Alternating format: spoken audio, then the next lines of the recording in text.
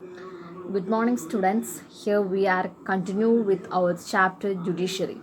That chapter we are discussed in the last class. Now we are going to discuss what is the structure of judiciary or court system in our India. We know that usually in our country we have three different levels of courts in our country. That is the courts at the lower level. Many or number of courts we can see at the lower level, but in the higher level or apex level only one court.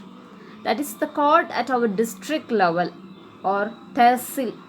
We know that number of courts that court we are daily interacting, and another one in the each districts. That means the number of our states, each of the state has divided into number of districts. That means in India we know that 29 states, and 29 states we the people are belonging to Kerala. And the Kerala, our state, total 14 number of districts we have, and each district have their own courts. That's the district courts. And each state have their own courts. That is, Kerala have their own courts, and Tamil Nadu have their own courts, and each state have their own courts. And this is the high court of that states. And all this above only one level of court, that is the highest court, that is Supreme Court. That is an apex institution of our court system in India. The Supreme Court is the top level of court. It is at New Delhi, and the Chief Justice of India is a presided our Supreme Court. High Court in Kerala, our High Court is situated at Ernakulam. Supreme Court is situated at Delhi. The Chief Justice is presided in Delhi Court. That's the Supreme Court. At these different levels of courts, that is a district courts, state court, and the apex level, that's the Supreme Court. And these each court have any connection, or this court have an integrated system, isn't it? Yes, of course. And each of state or each of the court on the country is interconnected or integrated with one another. That means the highest court, that's the Supreme Court, what are the laws are implemented by the Supreme Court that have to be obeyed by the people and the other members of the courts in our country. That is, the Supreme Court passed a law that should be obeyed by the High Court, then it should be also obeyed by the district courts. That means integrated system. അതായത് supreme കോടതി ഒരു തീരുമാനം എടുത്താൽ ആ തീരുമാനം ഹൈക്കോടതി judges ആയാലും then district level കോർട്ടിലെ judges ആയാലും അവർ ഒബേ ചെയ്യണം. അതാണ് ഇൻ്റഗ്രേറ്റഡ് സിസ്റ്റം എന്ന് വിളിക്കാനുള്ള കാരണം. Then we also follow the system of appellate system. Then we have an appellate system. Appellate system means if a person felt that he is not get a justice in the lower courts, he can go to higher court for an appeal. അതായത് lower കോർട്ടിൽ ഒരാൾക്ക്, ഒരു Indian സിറ്റിസന്, അയാളുടെ കേസിന് അയാൾക്ക് നീതി കിട്ടിയിട്ടില്ലെങ്കിൽ അയാൾക്ക് ആ കേസ് മുന്നോട്ട് കൊണ്ടുപോകാം, അപ്പീലിന് പോവാം ഹയർ കോർട്സിലേക്ക്. From district courts it go to higher courts.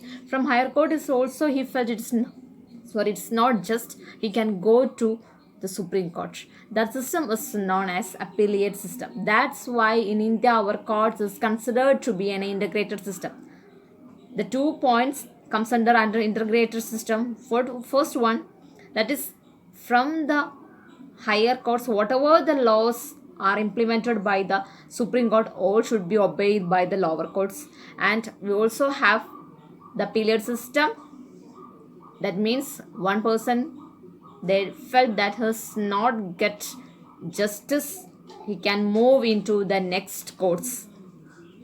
Here we have the next topic, that is what are the different branches of the legal system of our India. In the legal system, we know that in our daily newspapers we know that civil law, criminal law, different types of disputes, harassment, theft, all news we are seeing our day to day newspaper, isn't it? And from here, what is criminal law and what is civil law? We have to just differentiate what is the difference between these two. And the first one, that is a criminal law.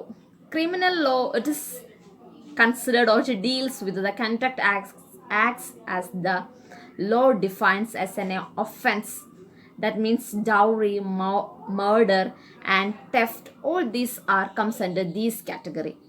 And it is usually this law begins with an FIR report. FIR means first information report by the police. And if a person under this act, if a person is found to be guilty, he become punished or can be sent to jail, and also he may be fined. The second one, that is a civil law. And civil law, it is usually that's in a dispute between land and landowner. It's a local level cases. And it's a petition has to be given to the nearby districts courts, and it may be the courts can be given some kind of relief for these two persons.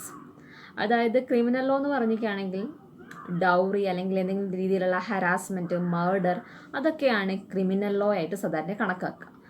Criminal law സാധാരണ ഒരു FIRൻ്റെ ബേസിലാണ് criminal law സാധാരണയായിട്ടും investigate ചെയ്യും. Civil law എന്ന് പറഞ്ഞിട്ടാണെങ്കിൽ civil law ഒരു sale of land, അതായത് ഭൂമി തർക്കമോ അങ്ങനെ റെൻറ്റോ വാടക കൊടുക്കുന്ന കാര്യങ്ങളോ ഡൈവോഴ്സ് കേസ് അങ്ങനത്തെ കാര്യങ്ങളാണ് സിവിൽ ലോയിൽ വരുന്നത്. സിവിൽ ലോയിൽ നമുക്ക് നേരിട്ട് നമുക്ക് അടുത്തുള്ള കോർട്ട്സിലെ ഡിസ്ട്രിക്ട് ലെവലിലെ കോർട്ടുമായിട്ട് ബന്ധപ്പെടാം. അവർ അതിനൊരു പെർട്ടിക്കുലർ പീരീഡ്, ഇതിനെങ്കിൽ ഈ ഒരു ഡിസ്പ്യൂട്ട്സോ അങ്ങനെ എന്തെങ്കിലും തർക്കങ്ങളോ ഡൈവോഴ്സോ ഒക്കെ ഒരു പെർട്ടിക്കുലർ പീരീഡ് കോർട്ട്സ് അവർക്ക് അനുവദിക്കും. ആ ഒരു പീരീഡിനുള്ള അവർക്ക് വേണമെങ്കിൽ ആ തർക്കം ഇഷ്യൂ ഇല്ലാതാക്കാം. This is the difference between these two.